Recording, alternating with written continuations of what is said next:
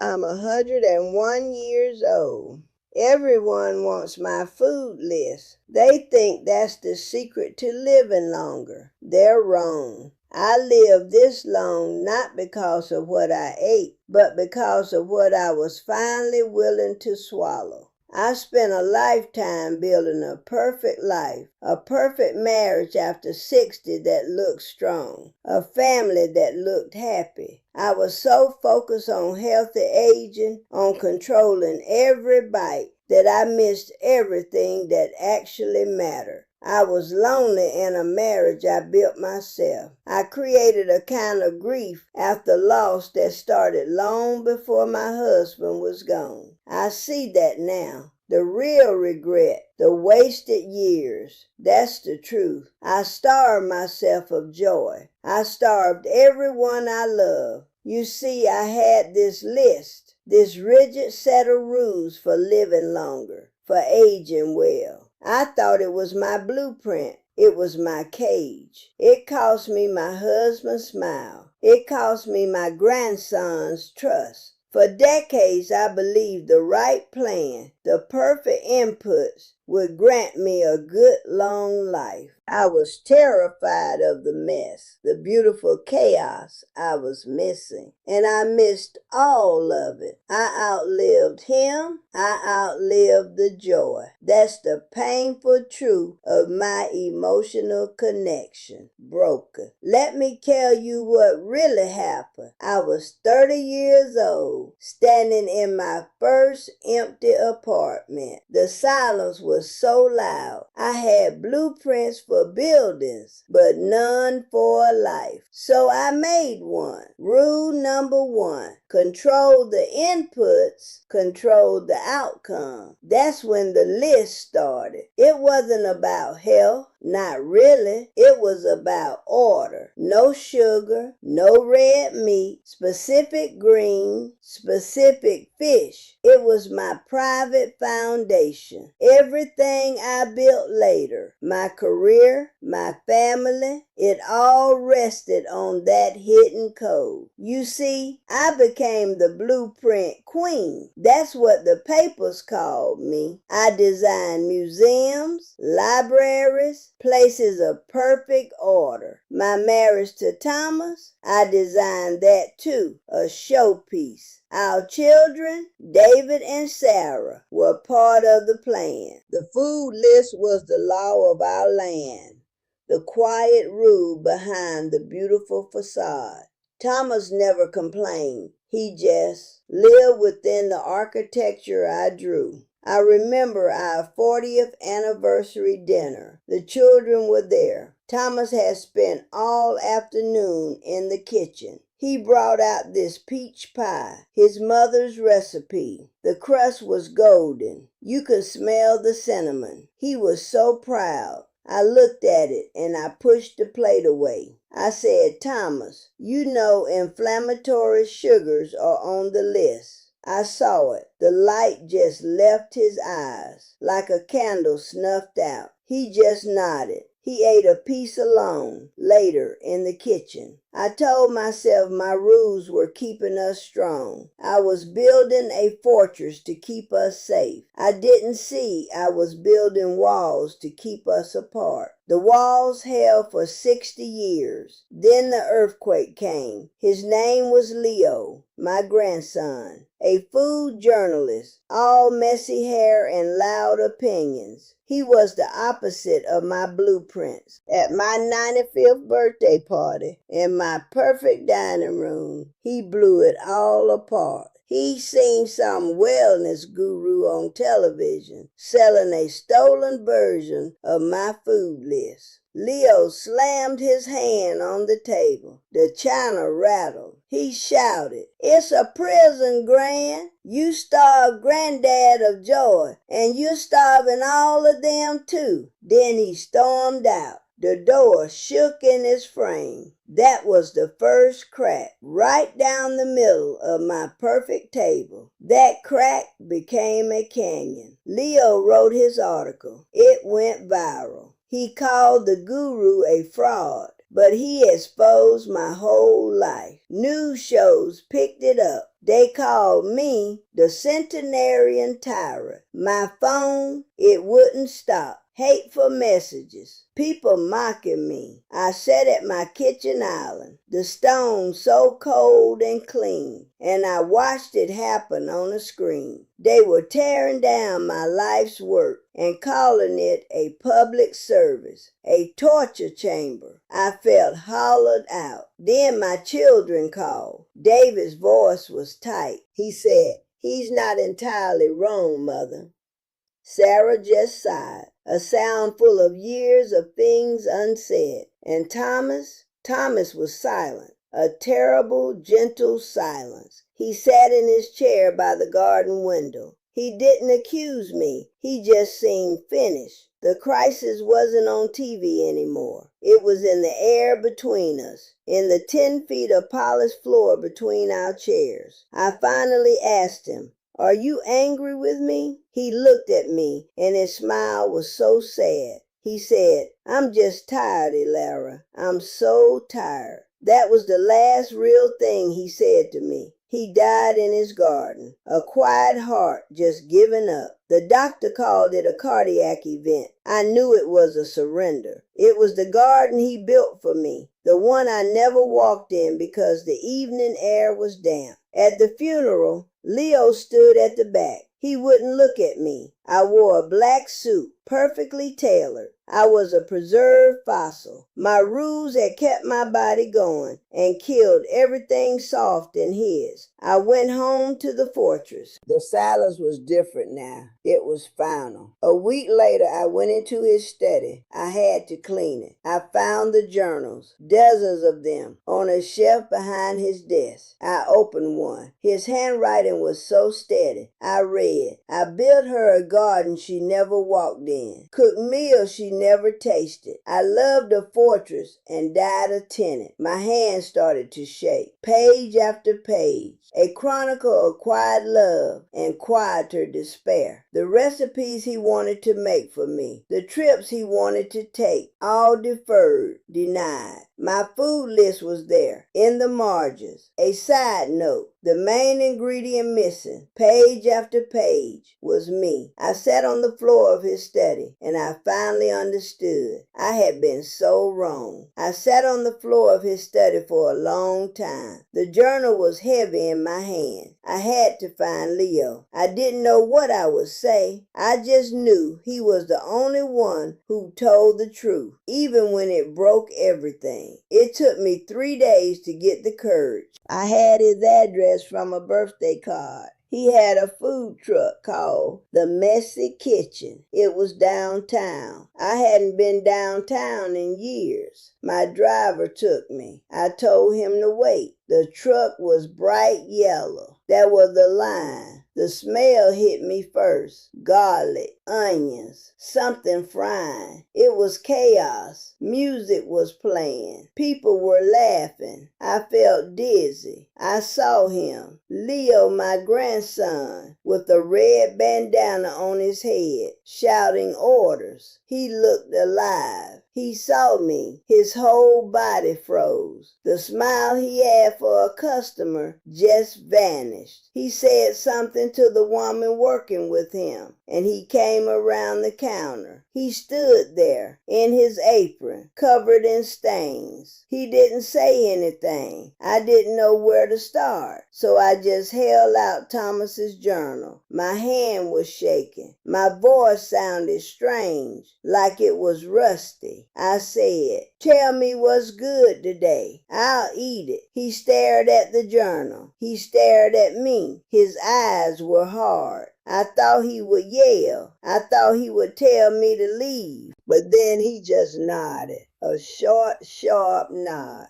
He took the journal. He turned around and went back to the truck. He didn't speak to me. He just started cooking. I stood there, feeling stupid. People in line were looking at me. An old woman in a perfect coat just standing there. After a few minutes, he came back. He handed me a paper bowl. It was warm. It was full of noodles with vegetables and a dark sauce. It's spicy, he said. His voice was flat. It's what I had. I took it. I didn't have a fork. He handed me a plastic one. I stood right there on the sidewalk. I took a bite. It was so hot. It burned my mouth. It was too salty. The noodles were soft. It was messy. It was the most imperfect thing I had ever eaten. And it was real. It tasted like life, loud and complicated. I ate another bite. Tears came to my eyes from the spice. He was watching me. He loved you, you know, Leo said suddenly. His voice cracked. He talked about you all the time. But he needed a break from it, from the rules. He told me then about their secret. Every Thursday for years, Thomas would meet him. They'd go to a diner. Thomas would order a cheeseburger and a chocolate milkshake. He'd eat every bite. He'd laugh. Leo said it was the only time he saw Granddad look truly light. He called it his weekly rebellion, Leo said. He said it kept him sane. I almost dropped the bowl. A cheeseburger. On my list, red meat and dairy were forbidden, poison, and he'd been eating it for years. He'd been hiding it from me, and instead of being angry, I just felt empty. He had to hide his joy from me. I made him a secret keeper in his own life. I put the bowl down on a little ledge. My appetite was gone. I didn't know, I whispered. Of course you didn't know, Leo said. And now the anger was back. You never asked. You never just sat with him and said, what would make you happy today? It was always the list, the damn list. I looked at his face, so much like Thomas's. I didn't have an answer. I had built my life on being right, and I had been so wrong. I'm sorry, I said. The words felt too small. I was scared. Of what? He asked. And that was the real question, wasn't it? I looked at the chaotic food truck, the messy line, the world buzzing around us. Of this, I said, waving my hand weakly. Of not having a plan. Of things I can't control. Leo's shoulders slumped. The fight went out of him. He just looked tired and sad. He loved you anyway, he said quietly. He really did. He went back to work then. I got in the car. I had the journal. I had the taste of spicy noodles in my mouth, and I had a hole in my chest where my certainty used to be. I went home to the quiet fortress, but now the quiet was different. It was waiting for me to speak. I went home to the quiet fortress, but now the quiet was different. It was waiting for me to speak. I didn't speak. I just sat in Thomas's chair by the garden window. I watched the light change on the peach tree he'd planted. I thought about the pie. I thought about the cheeseburgers. I thought about a lifetime of no's. The breaking point wasn't Leo's anger or the viral shame. It was that empty chair. It was knowing he died thinking he was just a tenant. I had spent a century building, and I had made my own love homeless. That's when I realized what I'd done. I was wrong about everything. The full cost came a few days later. Sarah visited. She brought her daughter, my great-granddaughter, Mia. She was 5. She had a little box of cookies she baked with her mom. They were lumpy, covered in rainbow sprinkles. She held one out to me, her face so proud, my mouth open. My automatic no was right there. I saw Sarah's body tense. She was waiting for it. She was braced for me to reject her daughter's gift.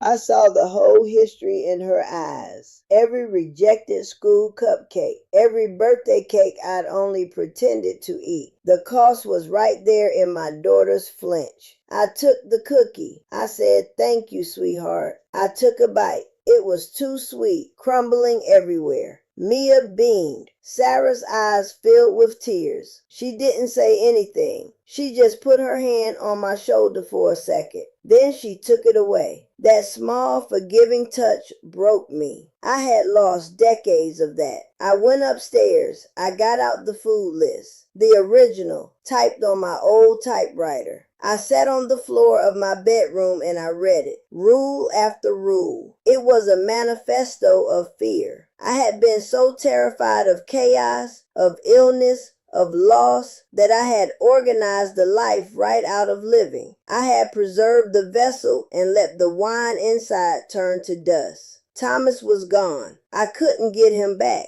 I couldn't get those Thursday burgers back. I couldn't get the taste of his peach pie. That was permanently lost. I had traded those moments for extra years in this empty house. The ledger was finally clear, and I was bankrupt. I called David. He answered, weary. Mother, I said, the wine you make at your vineyard, is there a bottle I could try? There was a long silence. He said, it's not very good. It's acidic. The critics hate it. I said, I don't want a critic's bottle. I want my son's bottle. He was quiet again. Then he said, his voice thick, I'll bring one over. That was the first sign of acceptance. Not from him, from me. The first crack in my own understanding. I wasn't ready to share wisdom. I was just starting to see the wreckage. I was just beginning to understand that the life-sustaining ingredient was never on that list. It was in the messy, risky, terrifying act of receiving love, imperfect and offered freely. I had spent 101 years building a monument to control. Now I had to learn how to live in the ruins. I was just beginning to understand that the life-sustaining ingredient was never on that list. It was in the messy, risky, terrifying act of receiving love, imperfect and offered freely. I had spent 101 years building a monument to control. Now I had to learn how to live in the ruins. And here's what I learned living in them. The ruins are where the light gets in. I was wrong about the most important thing. I thought love was a structure you built together, a shared blueprint. It's not. Love is the weather inside that structure. It's the warmth, the damp, the storm, the unexpected sunbeam on the floor. I spent all my energy maintaining the perfect building and let the climate inside turn to Arctic stillness. Thomas wasn't cold. I made the air unbreathable for him. That's the lesson written in his journal and in my empty hand. Love doesn't live in the plan. It lives in the deviation, in the peach pie, in the secret cheeseburger, in the too sweet cookie from a child's hands. So if you're listening to this,